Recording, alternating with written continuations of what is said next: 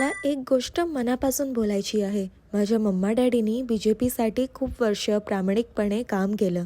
ग्राउंडवर राहून लोकांसाठी धावले, पण त्यांना कधीच एक स्मॉल ॲप्रिसिएशन नाही मिळालं पार्टीकडून. आणि समोरचे लोक नुसते तिकीट तिकीट तिकीट यावरच बोलत आहे. जे लोक आपली जुनी पार्टी सोडून BJP मध्ये आले, तेच लोक माझ्या मम्मा डॅडीला एकनिष्ठ समजवत आहे. वा, मला आमच्याच ऑपोजिशनसाठी ना एक प्रश्न आहे. तुम्ही डोंबिवली वेस्ट साठी काय केलं? कोविड मध्ये कुठे होतात? अटल सेतू आणि कोस्टल रोड मोठ्या गोष्टी आहे, जे आपल्या मोदीजी आणि CMनी केलं आहे.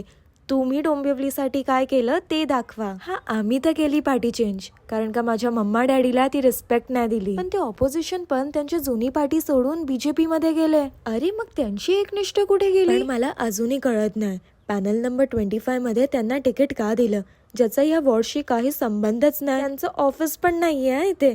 बरसात की मेंढक की तरह आत्ता ऑफिस उघडलंय त्यांनी. असो, पण मी खूप प्राऊड आहे की माझे मम्मा डॅडी विकले नाही गेले आणि कोणाच्या धमकीनी माघार नाही घेतला. नवीन लोक तुमच्या दारात येत आहे ना, त्यांना विचारा एवढे वर्ष कुठे होतात. जय महाराष्ट्र.